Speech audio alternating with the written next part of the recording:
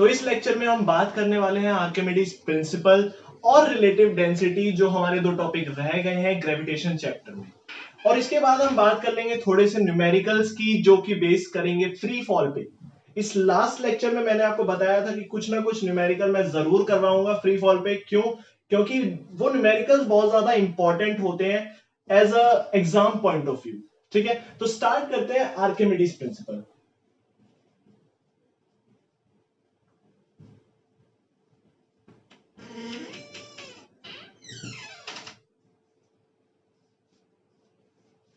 Archimedes principal के अंदर क्या बोला गया है आर्किमिडीज के द्वारा?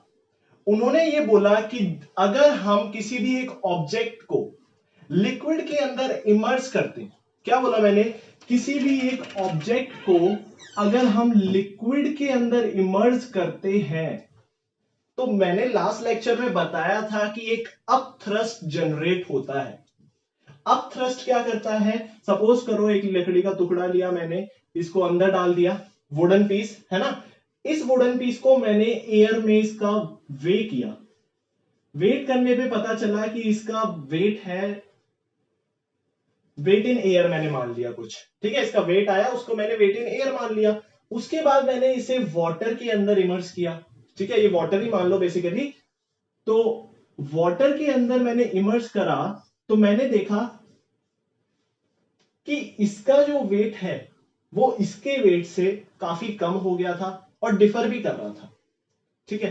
तो उसको आर्किमिडीज ने एक अलग तरह से हमें बताया।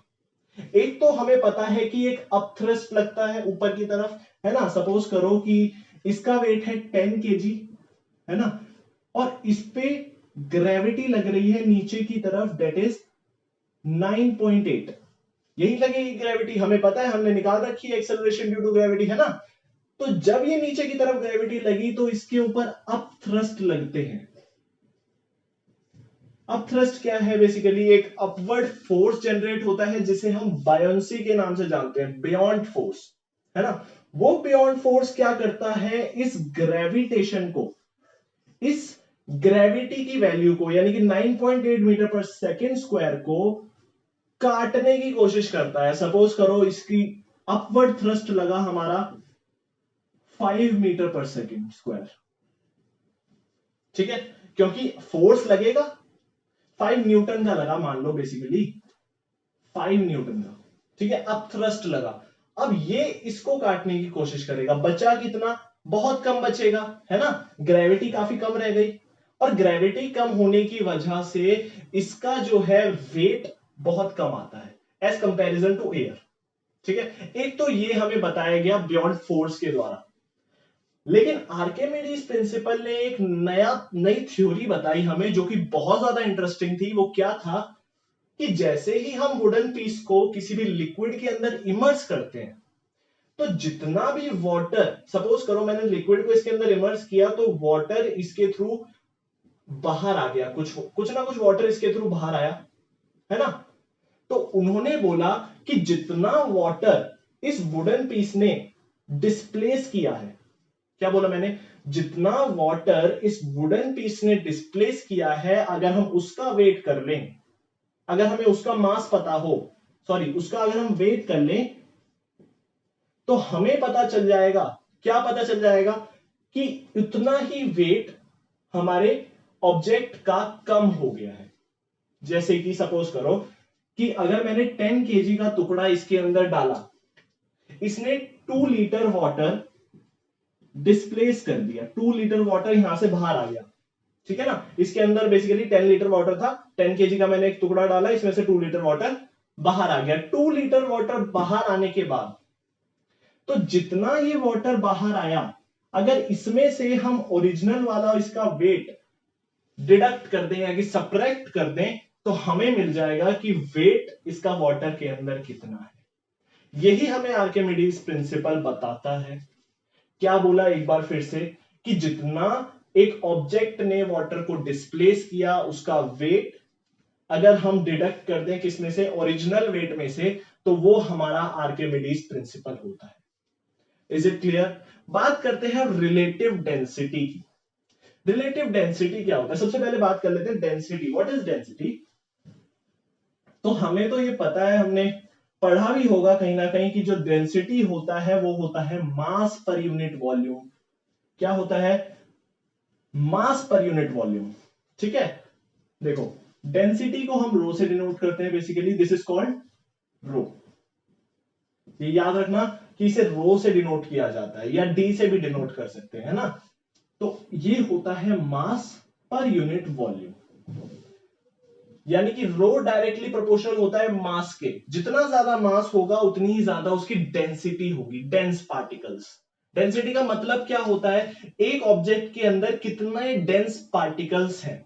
ये हमें ज्यादा अच्छे से समझ केमिस्ट्री के अंदर आएगा जब हम उसकी बात करेंगे। अभी हमें इतना समझना है कि जो डेंसिटी है वो मास पे डिपेंड करती है सीधी सीधी, और इनवर्सली प्रोपोर्शनल होती है। यानी कि अगर मैं बात करूं is directly proportional to m. एक तो ये हो गया, यानी कि अगर हम मास बढ़ाएं तो डेंसिटी ऑटोमेटिकली क्या होगी? बढ़ जाएगी। दूसरे केस के अंदर जो डेंसिटी होगी वो क्या होगा? Inversely proportional to volume. जितना ज्यादा वॉल्यूम करेंगे उतनी डेंसिटी कम होती चली जाएगी। यानी कि ऑब्जेक्ट के अंदर जितना ज्यादा वॉल्यूम होगा उतनी ही उसकी डेंसिटी कम होगी। खाली स्पेस की बात करते हैं, वॉल्यूम को हम बेसिकली फ्री स्पेस के नाम से जानते हैं, फ्री स्पेस। ठीक है, तो सपोज करो ये मेरा हाथ है, इस हाथ में मैं कुछ इस तरह से कर दूं कि इसमें स्पेस बन जाए, तो इसका स्पेस बन गया, वॉल्यूम क्रिएट हो गया इसके अंदर। इसके अंदर वॉल्यूम क्रिएट होने की वजह से इसकी डेंसिटी जो है कम हो गई, और अगर मैं इसके ऊपर वजन रख दूं, वेट रख दूं, तो मेरी डेंसिटी बढ़ जाएगी। अब ये डेंसिटी जो है वो बहुत ज्यादा मेजर रोल प्ले करती है किस चीज में? ये मेजर रोल प्ले करती है किसमें? सिंकिंग में और फ्लोटिंग में। मैंने बताया था थ्रस्ट और प्रेशर जब हम कर रहे थे कि डेंसिटी भी एक रोल प्ले करती है किसमें? सिंक और फ्लोट में, तैरने और डूबने में, है ना। तो अब हम उसकी बात करने जा रहे हैं, रिलेटिव डेंसिटी। रिलेटिव डेंसिटी, देखो रिलेटिव डेंसिटी का मतलब होता है डेंसिटी को किसी एक ऑब्जेक्ट की डेंसिटी को किसी दूसरे ऑब्जेक्ट की डेंसिटी से रिलेट करना। समझ आया क्या बोला मैंने? किसी एक ऑब्जेक्ट की डेंसिटी कुछ है, दूसरे ऑब्जेक्ट की डेंसिटी कुछ है, उन दोनों को आपस में रिलेट करना is equal to relative density. और यहां पे जो एक ऑब्जेक्ट होता है वो होता है वाटर, और दूसरा ऑब्जेक्ट कुछ भी हो सकता है, एनीथिंग। ठीक है, तो वाटर की डेंसिटी हमें पता होनी चाहिए। वाटर की डेंसिटी होती है 1 ग्राम पर सेंटीमीटर क्यूब, या फिर अगर मैं इसे किलोग्राम में लिखूं तो 1000 किलोग्राम पर मीटर क्यूब। ठीक है, लेकिन हमें ये वाला फॉर्मूला ज्यादा यूज होने वाला है, ठीक है ना। तो इसे याद कर लो कि वाटर की डेंसिटी जो होती है वो 1 ग्राम पर सेंटीमीटर क्यूब होती है। यानी कि 1 सेंटीमीटर क्यूब के अंदर 1 ग्राम वाटर होता है ना। 1 सेंटीमीटर क्यूब एरिया के अंदर 1 ग्राम ऑफ वाटर होता है। ये चीज हमें कौन बताता है? इसकी डेंसिटी। अब कोई भी ऑब्जेक्ट ले लो, एनी ऑब्जेक्ट, अगर उसकी डेंसिटी हमने कैलकुलेट करी इससे मास पर यूनिट वॉल्यूम से, और उसकी डेंसिटी अगर आती है लेस देन 1, तो क्या होगा? सोचो सोचो। तो वो ऑब्जेक्ट उसके अंदर सिंक हो जाएगा। नहीं सॉरी, अगर इसकी डेंसिटी लेस देन होती है 1 से तो वो ऑब्जेक्ट उस पर फ्लोट करने लग जाएगा, अगर ग्रेटर देन 1 होती है तो वो सिंक कर जाएगा। जैसे कि कोई भी, अच्छा मैं आयरन नेल की बात करूं। आयरन नेल क्या है? सुई ले लो यार, तुम सुई ले लो। सुई का क्या करोगे? तुम मास करोगे, उसका मास वैसे भी बहुत कम होता है, वॉल्यूम भी कम होता है, ठीक है, लेकिन डेंसिटी उसकी बहुत कम होती है। लेकिन इतनी कम नहीं होती, उसका वॉल्यूम इतना कम नहीं होता जितना उसका मास कम होता है। इसकी वजह से इसकी जो डेंसिटी होती है वो इससे ज्यादा हो जाती है। इससे ज्यादा होने की वजह से ये जो नेल है इसके अंदर डूब जाता है। ये होता है basically relative density. Is it clear? Relative density समझ आया? रिलेटिव डेंसिटी सिर्फ इतना याद रखो, किसी भी एक ऑब्जेक्ट की डेंसिटी किसी और ऑब्जेक्ट से रिलेट करना, और उसके अंदर एक ऑब्जेक्ट कौन सा है, वाटर, और दूसरा कोई भी ले सकते हो तुम, एग्जांपल्स ले सकते हो कुछ भी, ठीक है ना। एक चीज तुम्हें वाटर लेनी पड़ेगी, और वाटर की डेंसिटी मैंने तुम्हें बता दी है 1 ग्राम पर सेंटीमीटर क्यूब होता है, ठीक है। अगर उसकी डेंसिटी लेस देन 1 है तो वो क्या कर जाएगी, it will float into water, float on water, sorry. अगर उसकी डेंसिटी ग्रेटर देन 1 है तो वो क्या करेगी, it will sink in water, डूब जाएगी वाटर के अंदर, है ना। चलो, ये होता है हमारा रिलेटिव डेंसिटी और आर्किमिडीज प्रिंसिपल खत्म। अब हमें बात करनी है न्यूमेरिकल्स की, जो कि बेस करेंगे फ्री फॉल पे, ठीक है। तो सबसे पहला न्यूमेरिकल उठा लेते हैं, कोई दिक्कत नहीं है, चलो।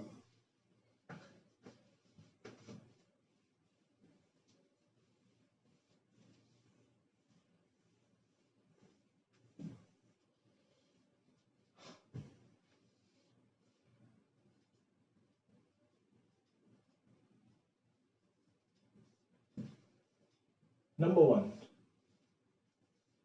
सबसे पहला न्यूमेरिकल क्या बोल रहा है, a car falls off a ledge, a car falls off a ledge and drops to the ground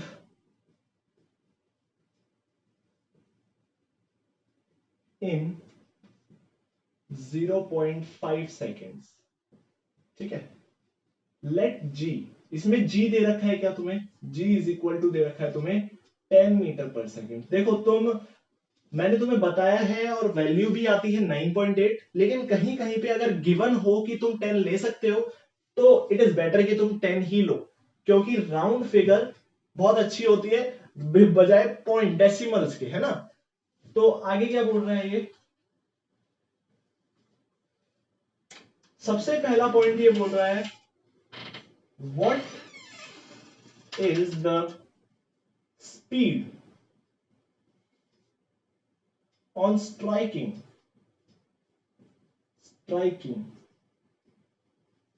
the ground,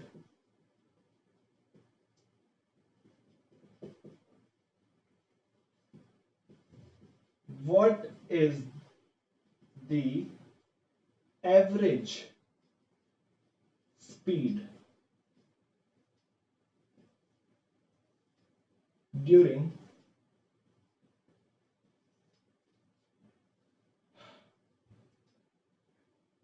the 0.5 second,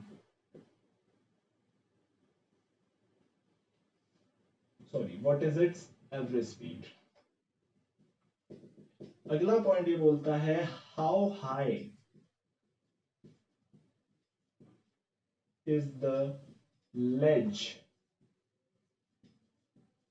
from the ground।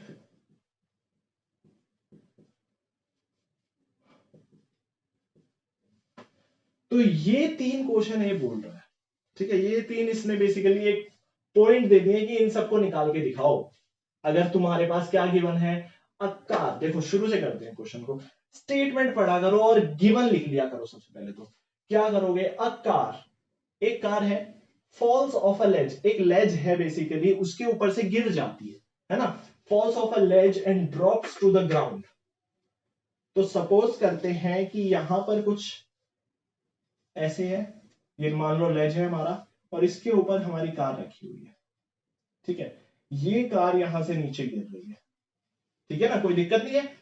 ये कार यहां से नीचे गिरती है और टाइम लगता है इसे 0.5 सेकेंड्स। तो गिवन क्या है हमारे पास, time is equal to 0.5 seconds. अब देखो, मैंने तुम्हें फ्री फॉल के अंदर क्या बताया था कि अगर मोशन, अगर जो कार है या कोई ऑब्जेक्ट है अर्थ की तरफ गिर रहा है, अर्थ की तरफ गिर रहा है, तो उसका जो ग्रेविटी होगा या एक्सेलरेशन ड्यू टू ग्रेविटी होगा वो हम पॉजिटिव में लेंगे। क्यों? क्योंकि नीचे की तरफ ही वो अट्रैक्ट करता है। सपोज ग्रेविटी भी नीचे, आ भी नीचे रहा है, तो पॉजिटिव जी, है ना। और इसकी मान लो इनिशियल वेलोसिटी जो है वो 0 होगी, है ना। अभी तो रेस्ट पे है शुरू में, और उसके बाद ये मोशन में आएगा, कह सकते हैं हम। तो क्या क्या मिला हमें? इनिशियल वेलोसिटी मिल गई 0, और जी हमें है +10, है ना। अब क्या फाइंड आउट करना है हमें? अब देखते हैं what is the speed on striking the ground. इसने बोला कि जब ये, सपोज करो यहां पर ये ग्राउंड है, जब ये ग्राउंड पे स्ट्राइक करेगी, जब ये ग्राउंड पे टकराएगी, तब इसकी स्पीड क्या होगी, हमें बस ये फाइंड आउट करना है। यानी कि सीधी सी भाषा में बोलूं तो हमें v फाइंड आउट करना है, फाइनल वेलोसिटी। इनिशियल वेलोसिटी तो 0 है, तो फाइनल वेलोसिटी कुछ ना कुछ तो होगी, उसे फाइंड आउट हम कर सकते हैं। मैंने बताया था 2 equations of motion, 3 equations of motion basically क्या है, उसमें से एक हम यूज करेंगे v is equal to u plus at, है ना। यहां पर सिर्फ मैंने वो वाली इक्वेशन यूज करी, देखो इक्वेशन यूज करना समझो।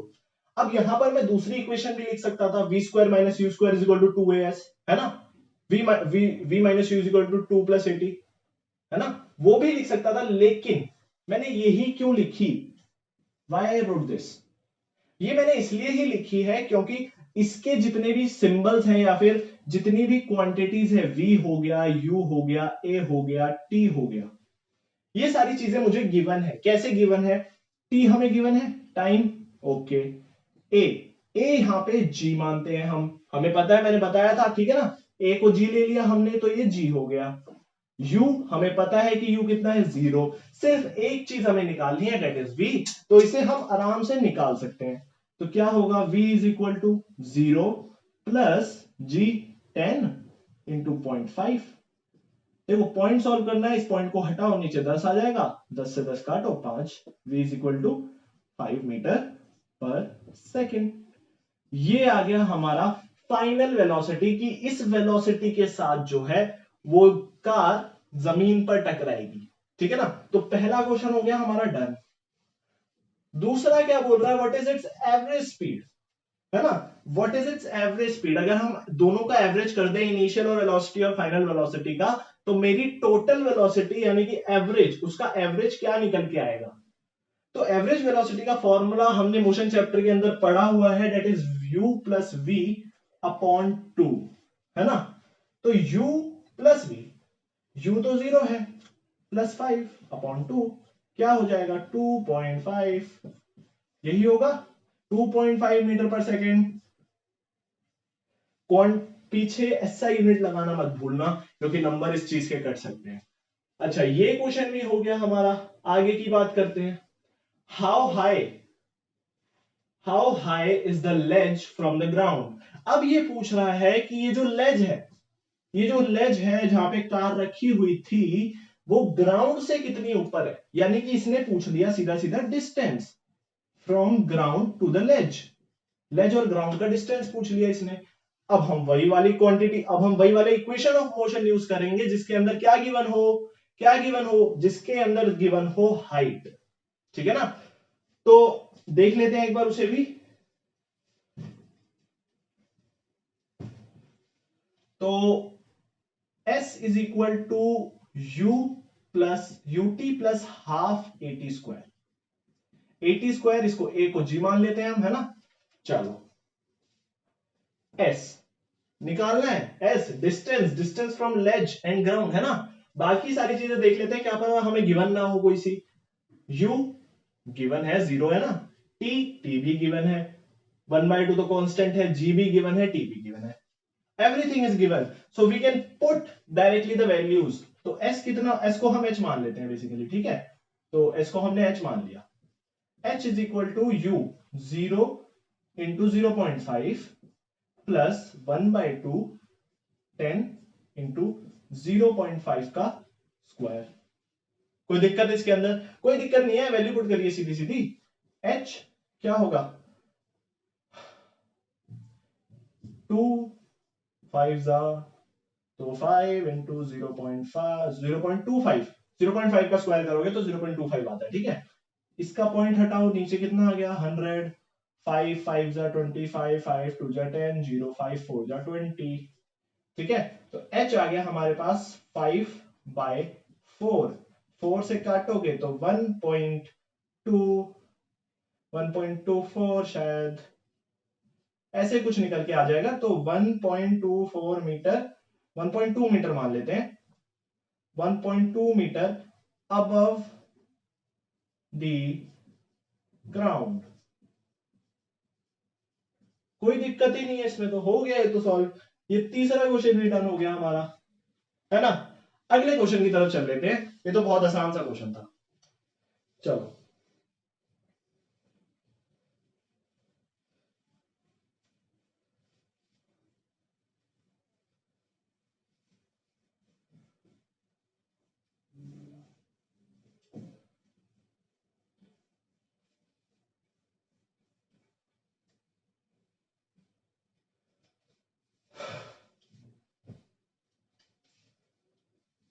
सेकंड क्वेश्चन क्या बोलता है भाई।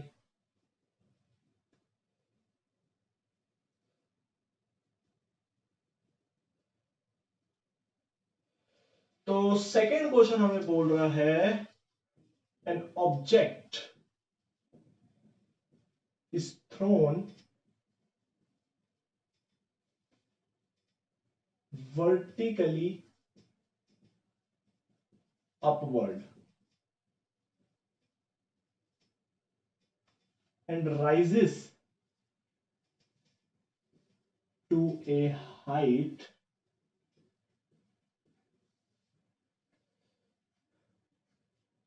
of 10 meters.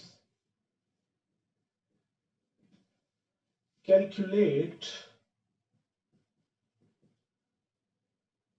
सबसे पहला पॉइंट इसने दे दिया the velocity with which the object was thrown vertically upward. अच्छा, दूसरा पॉइंट ये बोलता है the time taken, the time taken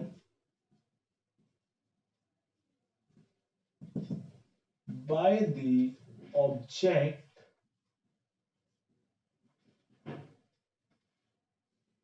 to reach the highest point, ठीक है। तो ये है हमारा बेसिकली क्वेश्चन। इसके अंदर दो ही क्वेश्चन दे रखे हैं, पिछले वाले में 3 दे रखे थे, तो ये तो और भी आसान हो जाएगा, क्यों। चलो एक एक करके सॉल्व करते हैं। क्या बोल रहा है क्वेश्चन में, एक ऑब्जेक्ट है, an object is thrown vertically upward. इससे पिछले क्वेश्चन में क्या था कि वो जो ऑब्जेक्ट था ऊपर से नीचे गिर रहा था, तो कोई दिक्कत ही नहीं हुई, हमने डायरेक्ट फॉर्मूला लगाया, डायरेक्ट वैल्यू पुट करी, सॉल्व हो गया। अब ये बोल रहा है कि हमने वर्टिकली अपवर्ड थ्रो किया है, ऊपर की तरफ थ्रो किया है, and rises to a height of 10 metre. Given क्या दे दिया इसने, एच दे दिया इसने 10 मीटर्स। तो इसने बोला कैलकुलेट करो। क्या कैलकुलेट करो, the velocity with which the object was thrown vertically upward, the velocity with which the object was thrown vertically upward। यानी कि ये बोलना चाहता है कि इनिशियल वेलोसिटी निकालो, है ना, कि कितनी वेलोसिटी के साथ उस ऑब्जेक्ट को ऊपर की तरफ फेंका गया, है ना। क्वेश्चन को समझो, द वेलोसिटी विद विच, उस वेलोसिटी को the object was thrown, when the object was thrown vertically upward. अब ऑब्जेक्ट जो थ्रो किया गया है वो फाइनल वेलोसिटी से तो नहीं करा गया होगा, सीधी सी बात है।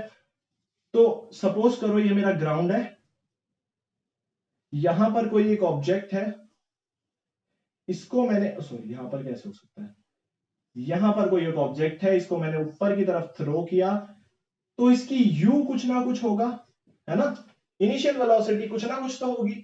लेकिन इसकी फाइनल वेलोसिटी जो मैंने बताया था, क्या बताया था कि मैंने कैप को ऊपर फेंका, वो कैप एक बार नीचे आएगी। क्यों? वो कैप गई और एक बार रुकी फिर वापस आ गई। तो ये जो पॉइंट था, इस पॉइंट पे उसकी फाइनल वेलोसिटी जो थी, फाइनल वेलोसिटी क्या हो जाती है? जीरो। बिल्कुल जीरो होने की वजह से यहां पर v क्या हो गया? जीरो हो गया, है ना। हाइट हमें दे ही रखी है, यहां से लेके यहां तक की हाइट हमें क्या दे रखी है? 10 मीटर्स। कोई दिक्कत? आगे क्या बोल रहा है? अच्छा यही फाइंड आउट करना है, ओके। तो s, अच्छा अब इसके अंदर एक चीज दिखाई दी है इसने, इसने g की वैल्यू नहीं दी हुई कि कितनी है। ये सोच रहा है तो हम तो पागल है ना, हम तो ऐसे ही कर रहे हैं। यहां पर g की वैल्यू नहीं गिवन है, इसका मतलब हम g की वैल्यू को ऑटोमेटिकली क्या लेंगे? 9.8 मीटर पर सेकेंड स्क्वायर। कोई दिक्कत? 9.8 मीटर पर सेकेंड लेंगे यार, मैंने बताया था जब g की वैल्यू जो होती है वो तो होती है, अगर दी हुई हो चाहे ना दी हुई हो हम यही लेंगे। अब डिपेंड करता है क्वेश्चन के ऊपर कि पॉजिटिव लेंगे या नेगेटिव लेंगे, ठीक है। तो 9.8 क्या पॉजिटिव होगी या नेगेटिव? बताओ बताओ। नेगेटिव होगी। क्यों नेगेटिव होगी? देखो, नेगेटिव, ऑब्जेक्ट को ऊपर की तरफ फेंका गया। किधर फेंका गया ऑब्जेक्ट को? ऊपर की तरफ, है ना। लेकिन इस पे ग्रेविटी कहां एक्ट करेगी? अपोजिट डायरेक्शन में।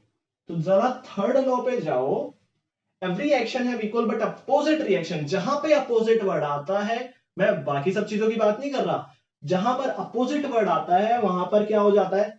नेगेटिव हो जाता है बेसिकली। तो यहां पर जी नीचे की तरफ अपोजिट डायरेक्शन में जा रहा है ना, तो जी हो गया हमारा क्या? नेगेटिव। कोई दिक्कत? अब तो कुछ रह ही नहीं गया क्वेश्चन के अंदर। अच्छा एक चीज और, इस क्वेश्चन के अंदर तुम्हें टाइम नहीं दे रखा। अब टाइम नहीं दे रखा तो क्या करोगे? अब तो हम कर ही नहीं सकते क्वेश्चन।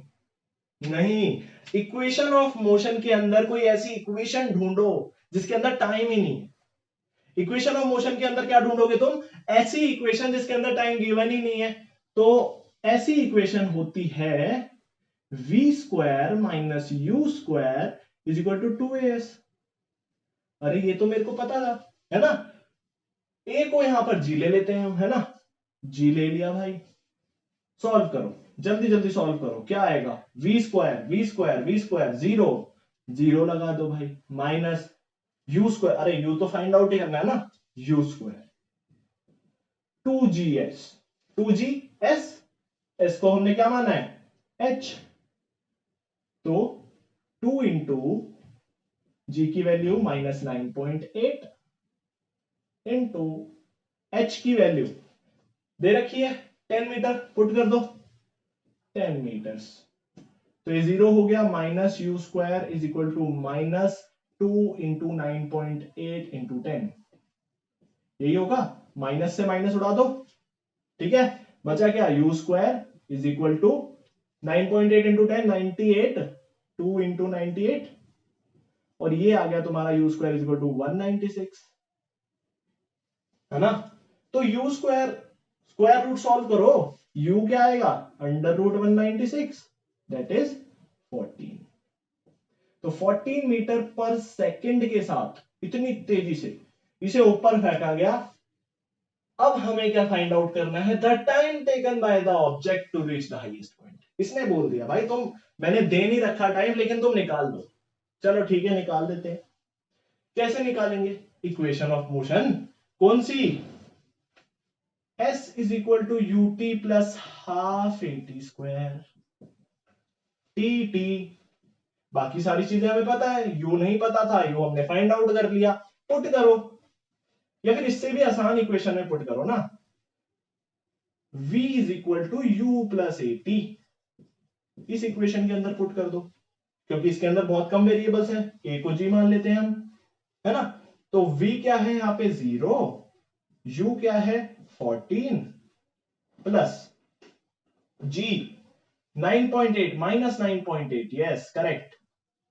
t हमें फाइंड आउट करना है। 14 को उधर ले जाओ, -14, is equal to -9.8 into t. कोई दिक्कत? माइनस से माइनस फिर काटो, काट सकते हो, ठीक है। चलो अब क्या करोगे, 14 अपॉन में 9.8 इज इक्वल टू टी। तो जो भी तुम्हारा सॉल्व करके इसे आएगा वो तुम्हारा आंसर हो जाएगा। तो ये थे कुछ न्यूमेरिकल्स फ्री फॉल पे। फ्री फॉल पे मैंने बता दिया कि अपवर्ड जब हम जाएंगे तो ऐसे ऐसे करोगे, डाउनवर्ड जब हम जाएंगे तो वैसे वैसे करना, ठीक है ना। तो यहां पर हमारा ग्रेविटेशन चैप्टर खत्म होता है। Thank you for watching.